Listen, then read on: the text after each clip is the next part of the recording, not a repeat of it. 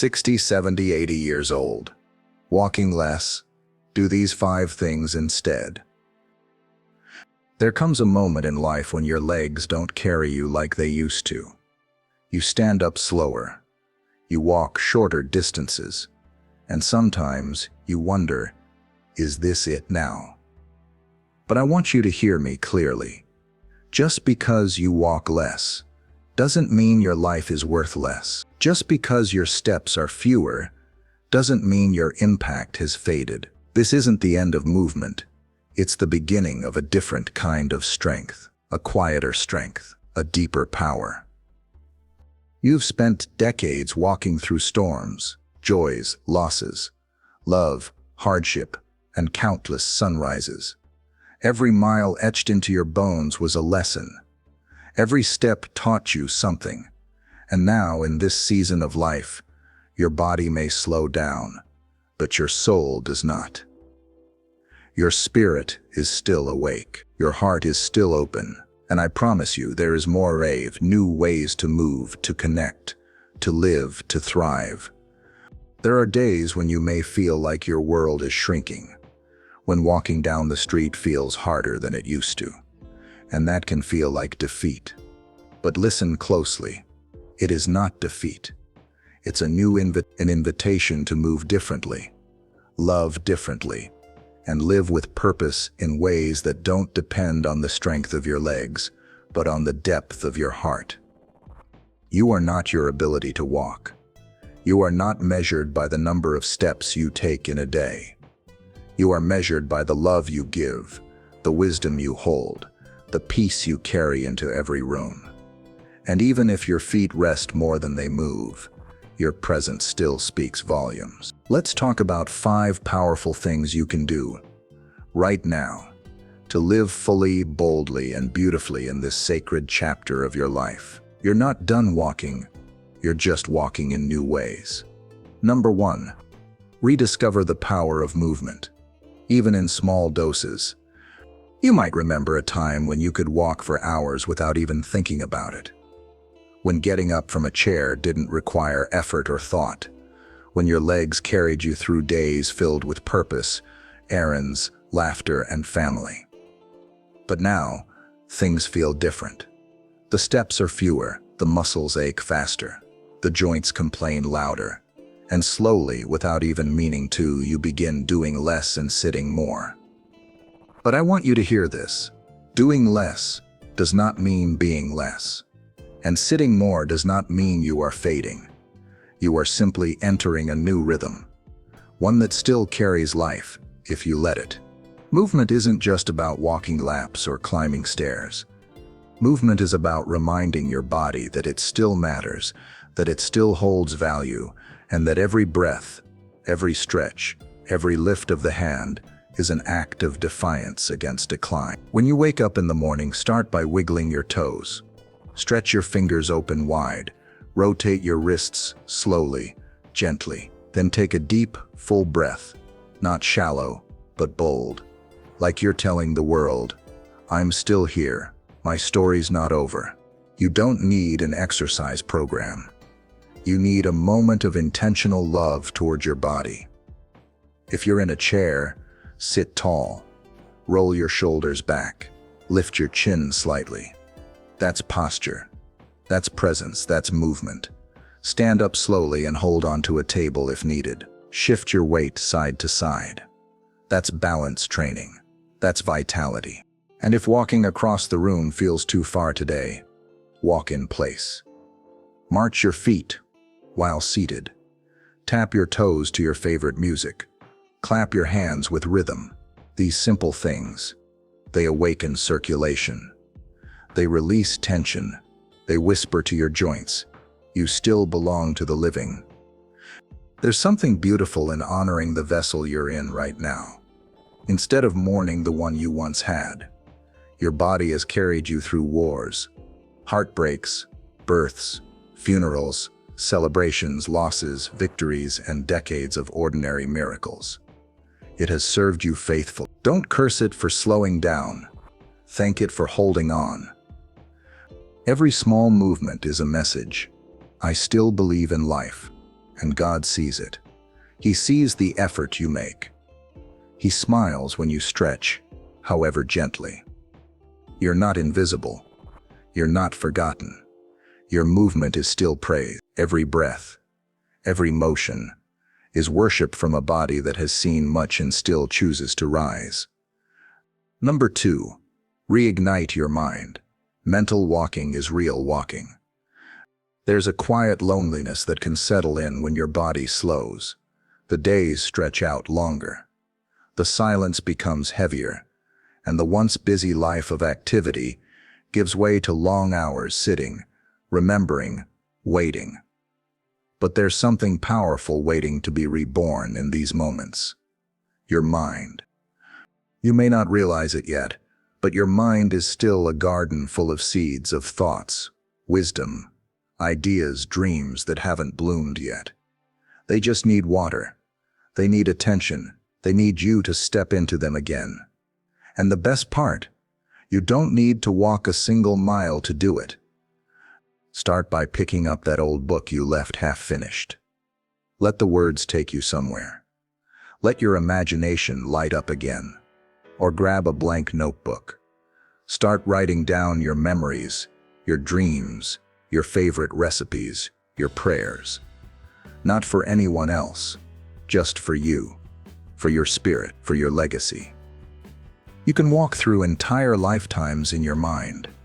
You can revisit the smell of your mother's kitchen, the sound of your father's footsteps, the face of your first love, the laughter of your children when they were small. You can sit and remember the day you overcame something no one thought you could.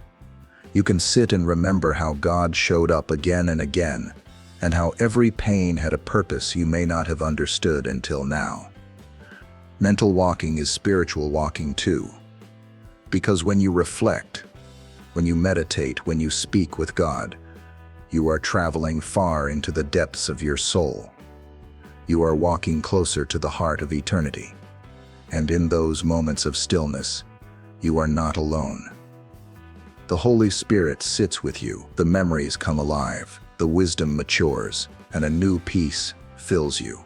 And here's something else that matters. Your brain is still hungry. It still wants to learn. It still wants to be challenged. Try something new. Learn a hymn in another language. Try a simple puzzle. Watch a documentary. Or memorize one new Bible verse a week. It doesn't have to be grand. It just has to be intentional.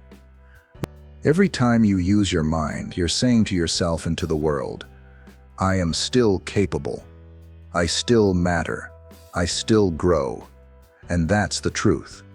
You may walk slower with your feet, but you can still run with your thoughts.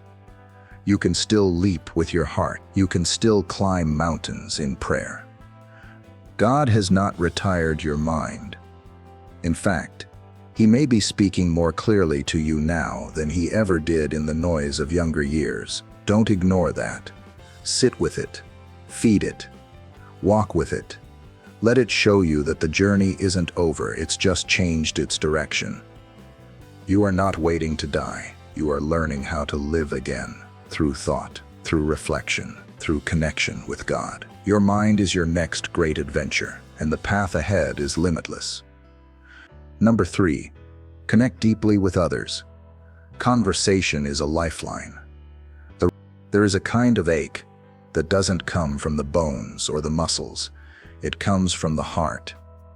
It's the ache of isolation, of silence that stretches too long, of days when no one calls, no one visits, no one asks, "How are you really?"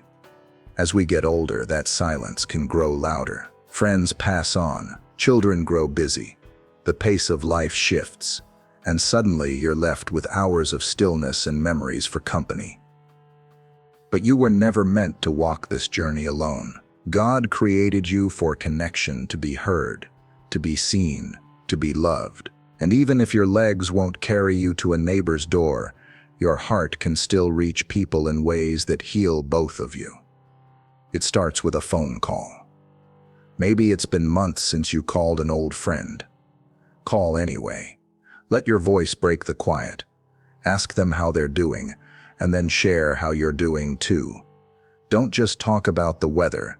Talk about your fears, your joys, your memories, your faith. Let the conversation go deeper than surface talk, because that's where healing begins. If calling is hard, write a letter, a real one, with ink and paper. Tell someone you miss them. Tell them what they meant to you. Tell them how God has walked with you through the storm. That letter might become someone's lifeline, something they keep folded in their drawer for years. And connection isn't just with people, it's with God. Prayer is the most powerful conversation you can have. You don't need perfect words, you just need honesty. Tell Him when you're lonely. Tell Him when you're grateful. Tell Him about the days that hurt and the days that shine. He listens every single time. But here's something powerful. When you begin to connect with others, really connect, something shifts in you. Your mind brightens, your heart lifts, you laugh more, you cry more, and you start to remember that you're still part of something bigger than yourself. You're still part of someone's story. You're still needed. If you can, invite someone over for tea. Sit on the porch and talk about the old days, or the new days, or the days yet to come. And if your body won't let you visit others anymore, let others visit you. Open the door to companionship. Let someone help you. Let them love you. And if you don't have someone nearby, join an online group, a church prayer chain, a phone circle. Technology can feel intimidating, but there are people out there who want to connect. You just have to take one small step toward them. Connection is oxygen to the soul. Conversation is how we breathe together. And every time you reach out, even with trembling hands or tired words, you are declaring, I am still here. I still matter. I am still part of this world. Loneliness is not your identity. Silence is not your destiny. God placed people on this earth for a reason, so we wouldn't walk alone. Let your words be bridges. Let your stories be gifts. Let your presence be a reminder that love still lives here. You may walk less with your feet, but when you connect with others, you walk hand in hand with something eternal. That kind of closeness, that kind of presence, is one of the most powerful forms of movement there is. Number 4, nurture the spirit through service and gratitude. There's something sacred that happens when you shift your focus from what you've lost to what you still have. When you stop asking, what can I no longer do, and start asking, what can I still give? That's when the soul starts to bloom again. You may not be able to volunteer the way you once did. Maybe you can't travel or stand for long hours or serve at your church like before. But that doesn't mean you've stopped being useful. Not at all. It just means your service has taken on a quieter, more powerful form, because real service isn't always loud or seen. Sometimes it's done from a prayer chair. Sometimes it's done with a kind word. Sometimes it's done with a listening ear, a shared tear, or a whispered blessing over someone's name. You still have a heart to give. You still have love to pour. You still have stories that can anchor someone else's storm. You still have wisdom that could help a struggling soul find their footing again. And in giving these things, your presence, your patience, your prayer, you are doing one of the highest forms of service there is. Start your day by asking God, who can I bless today? And then pay attention. Maybe it's the caregiver who helps you, the grandchild who needs your encouragement, the neighbor who walks by your window. Maybe it's someone who doesn't even know they need a kind word until they hear it from you. That simple act of lifting someone else, even from a chair, changes the atmosphere. It brings light. It brings healing. It brings purpose back to your soul. And while you serve, don't forget to anchor yourself in gratitude, not forced thankfulness, not surface-level niceties, but the kind of gratitude that stops you in your tracks and says, God, you've been so good to me. The kind of gratitude that remembers the miracles you've seen, the valleys you've survived, the prayers that were answered not in your timing, but in His perfect wisdom.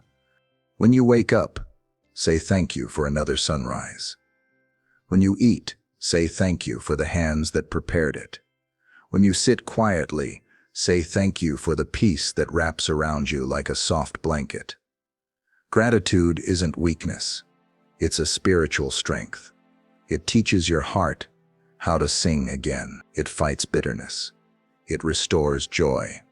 And it reminds you that even in the days of less walking, less noise, less doing, there is still so much to be thankful for. You are still a light in someone's world. You still have a role in God's story, and your acts of quiet service, your prayers, your wisdom, your gratitude, your encouragement, these are not small things. These are eternal seeds. You may not walk into hospitals or shelters anymore, but you can still walk into someone's heart. You may not carry food to the poor, but you can still feed a soul with comfort. That is real service. That is sacred work. That is holy.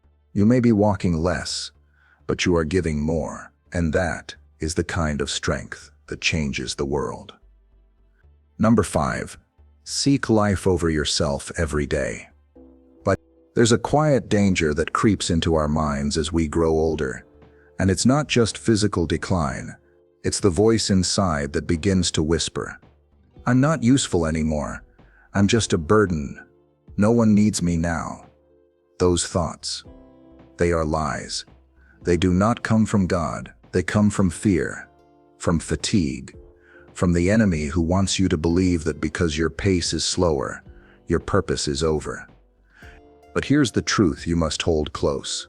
Your words create your world, and the words you speak over yourself every single day can either shrink your spirit or awaken it. So today, right now, I want you to make a choice. Speak life over yourself. Say it out loud, even if your voice shakes. I am still here for a reason. I am still a vessel of wisdom, love, and grace. Or, my best days aren't just behind me, they're still being written. God is not finished with me. Speak these words not just with your mouth, but with your soul. Look in the mirror and bless the person staring back. Thank your eyes for still seeing. Thank your hands for still serving. Thank your heart for still beating with compassion. You are alive, and that alone is a miracle. Every morning when you wake up, before the aches remind you that your body is aging, speak life. Before the doubt creeps in, before the loneliness settles in, speak words of hope, of power, of purpose. The Bible says death and life are in the power of the tongue. Proverbs, so choose to speak life, even when your body feels weak, even when the world feels distant, even when the mirror shows you wrinkles that weren't there before. Speak into your body. You are still strong enough for today. You've carried me through so much, and I honor you. I am grateful for what I can still do. Speak into your mind. I still have the capacity to learn, to reflect, to grow. I will not dwell in fear or regret. I will live in today. Speak into your spirit. God walks with me. He speaks to me. He delights in me. I am not alone. I am not forgotten. I am loved. And when the day gets hard, because some days do, speak anyway. Speak light into the darkness. Speak strength into the fatigue. Speak peace into the worry. You are not lying to yourself when you do this. You are declaring truth that is greater than your circumstances. Because you were created in God's image, and His words created the universe, which means yours have power too. This habit of speaking life is not just for your emotional health. It touches your physical health, your immune system, your sleep, your energy. Science backs this up. But more importantly, heaven backs this up. When you speak in faith, you partner with God's truth. You align your soul with your Creator's voice, and that voice is always saying, "You are mine. You are loved. You are not done yet." So start every day with this sacred habit. Let your first conversation be with your own heart, and let it be full of life, not death, of hope, not despair, of gratitude, not grief. Your words are seeds. Plant them wisely, nurture them daily, and watch how life begins to bloom again. Even in a season when you thought the garden was bare. You may walk less with your legs, but with your words you can move mountains. Conclusion: you're not walking less, you're walking differently now. Maybe the steps have slowed. Maybe your knees don't carry you like they once did. Maybe you sit more than you stand, and people assume you're nearing the end of your story.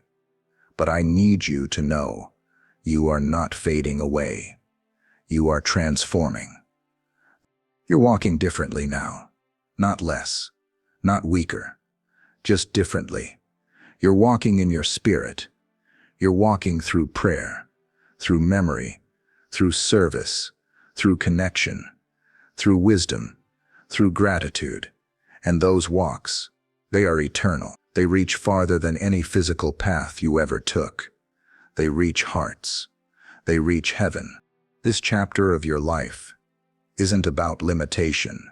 It's about revelation. The world may rush past, measuring worth by how fast or how far someone can go. But God sees differently. He looks at the depth of your steps, not the distance. He sees every effort, every prayer, every tear you've quietly shed while whispering, "Lord, give me strength for one more day." And He answers, "You are not forgotten. You are not invisible. You are not less than who you were before. In many ways, you are more, wiser, softer, stronger in the places that truly matter." Every wrinkle is a record of courage. Every scar is a story of survival. Every slowed breath is a testimony of grace. So walk in the ways that matter now. Walk in kindness. Walk in faith. Walk in encouragement. Walk in your calling. You are still here. That means God still has a purpose for you, and it's not behind you. It's within you. Let your days be filled, not with regret over what you can no longer do, but with joy for what you still can. Call someone. Pray for someone. Thank God. Stretch. Speak life. Smile. That is walking. That is movement. That is power. You may walk differently now, but you are still walking in victory. And where you are going, step by step, word by word, moment by moment, is still leading toward beauty, purpose, and peace. So keep going, beloved. You're not done. You're just walking a new path now, and it is sacred.